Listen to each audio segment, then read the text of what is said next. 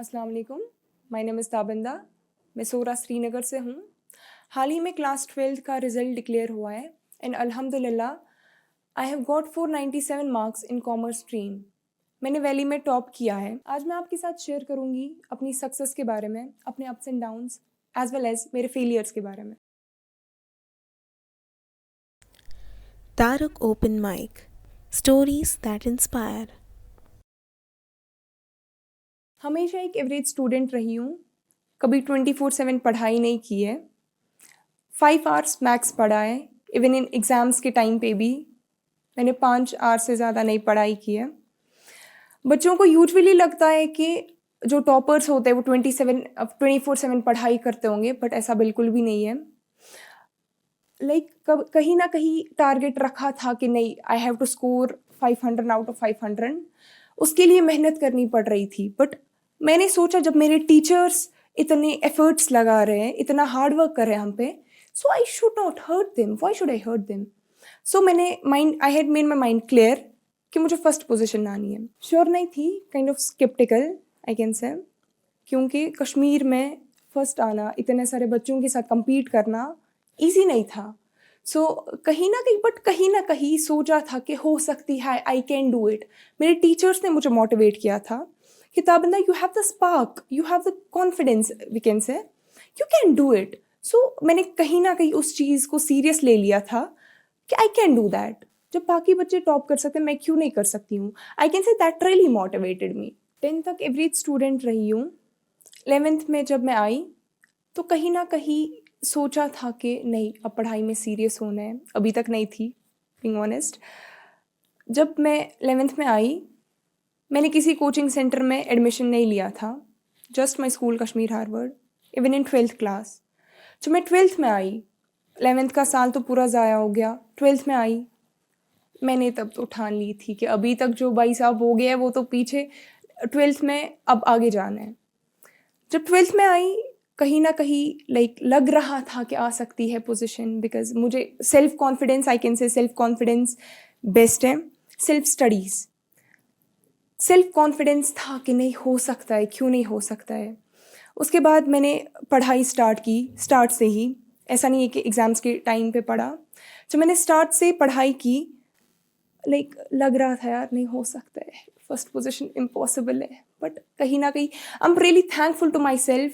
मैंने उस टाइम पे अपने आप को इतना मोटिवेट किया। इट्स वेरी हार्ड बिकॉज बाकी बच्चे इजीली डिमोटिवेट हो जाते थे तब पेंडेमिक की वजह से। बट मैं बहुत खुश हूँ। I thank myself, I can say, to keep myself motivated. अल्हम्दुलिल्लाह अल्हम्दुलिल्लाह जब मेरा एग्ज़ाम था तब फर्स्ट पेपर दे दिया, सही हो गया। दूसरा सही हो गया, तीसरा सही हो गया। बट चौथे और 5वें पेपर में लग रहा था कि अगर ये 2 गलत हो गए तब तो भाई साहब पोजीशन नहीं आ सकती है। 4th पेपर था, सही गया।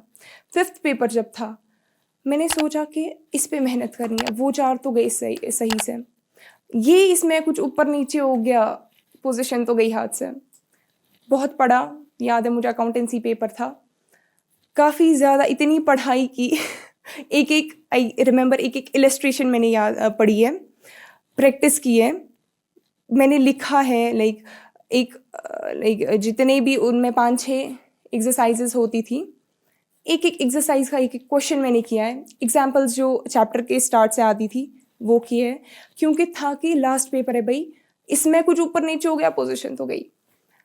आई कैन से उसकी वजह से जब मैंने 5th पेपर दिया, मैं घर आई, मैंने घर वालों को बोला नहीं, कहीं ना कहीं मुझे लग रहा है कि 500 में से 500 होंगे। घर वालों ने भरोसा नहीं किया, बोला कि नहीं ऐसा नहीं हो सकता है। चलिए ठीक है, हम आप पे भरोसा करते हैं। घर वालों ने कभी प्रेशर नहीं किया कि आपको 500 में से 500 लाने, 495 लाने, 450 से अब लाने, नहीं। घर वालों का था कि अच्छे पास होनी चाहिए, मार्क्स डजंट मैटर।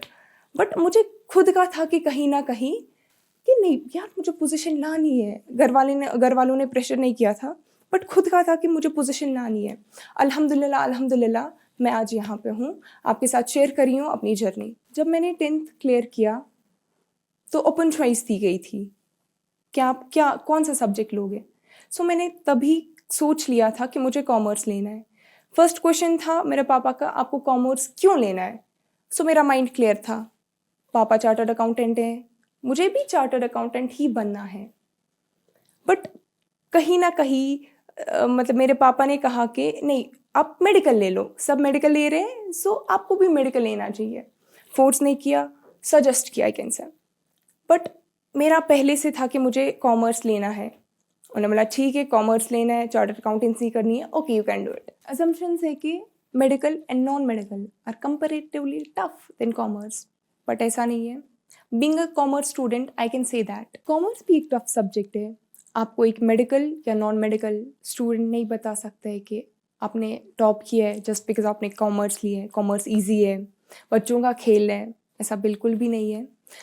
मैं कह सकती हूँ मतलब कितनी मेहनत करनी पड़ी।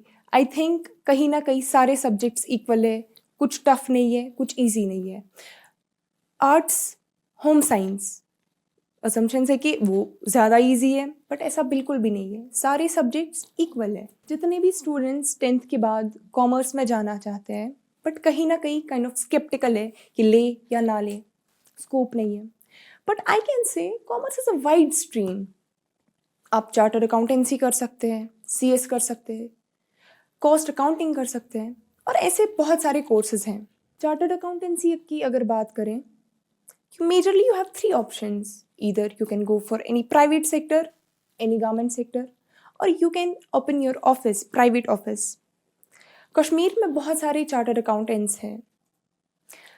चार्टर्ड अकाउंटेंट का एक ये खास मैं पॉइंट बताना चाहूँगी कि इंडिया का जो टाई अप है, if you are a chartered accountant you can open your office across India, कहीं पे भी, और across the globe. Now coming back to my milestone जो मैंने रिसेंटली अचीव किया है, I am going to share my personal experience. मैं कैसे पढ़ती थी, कैसे पढ़ाई करती थी, मेरी जर्नी क्या रही है, I am going to share that. As we know 30% relaxation मिली थी, खाली 70% करना था, बट मैंने ऐसा कभी नहीं सोचा था कि मुझे 70% करना है। मेरे फ्यूचर प्लान्स थे, फुल सिलेबस था, क्योंकि अगर 70% हो गया, 30% छूट गया, ऑल इंडिया लेवल पे compete करना है, CA का एग्ज़ाम देना है, 70% नहीं चलेगा, वो 30% भी करना ज़रूरी था। मैंने वो 30% भी किया, 70% भी किया, मैंने 100% सिलेबस किया था। 100% जब मैंने सिलेबस किया था, मैं 100% लेके एग्ज़ाम सेंटर जाती थी, एग्जामिनेशन सेंटर। जितने भी मैंने कोई क्वेश्चन नहीं छोड़ा है, 100% पेपर करती थी। 70 70 मार्क्स अटेम्प्ट करने थे, बट मैंने 100 मार्क्स अटेम्प्ट किए थे। मैं आपको अपनी डेली रूटीन के बारे में बताना चाहूँगी। मेरा कोई fixed time table, fixed schedule नहीं था पढ़ाई का। मोस्टली मैं आफ्टरनून में पढ़ती थी, मैक्सिमम 5 आवर्स, उससे ज़्यादा मैंने नहीं पढ़ा है। लेट नाइट स्टडीज़ कभी नहीं की है। आई कैन से सब ऐसा नहीं कर सकते, बट इन माई केस मैं लेट नाइट स्टडीज़ नहीं कर पाती थी। 5 आवर्स से ज़्यादा नहीं पढ़ पाती थी, 5 आवर एट मैक्स, उससे ज़्यादा मैंने कभी स्टडीज़ नहीं की है, बट पहले से ही पढ़ा है। मोस्टली बच्चे क्या करते हैं, एग्ज़ाम के टाइम पे पढ़ते हैं, बट मैंने जब से 12th का सेशन हमारा स्टार्ट हुआ है, तभी से टीचर पढ़ाते थे, साथ साथ प्रैक्टिस, कोई और टीचर पढ़ाता था, उनके सब्जेक्ट में साथ साथ प्रैक्टिस करती रही। एट लास्ट ईजी हुआ मेरे लिए, टफ नहीं था, बर्डन नहीं बना कि 100% सिलेबस करना है। सक्सेस ओवरनाइट नहीं आती है, डे 1 से आपको स्टार्ट करना है, धीरे धीरे आपको स्टार्ट करना है।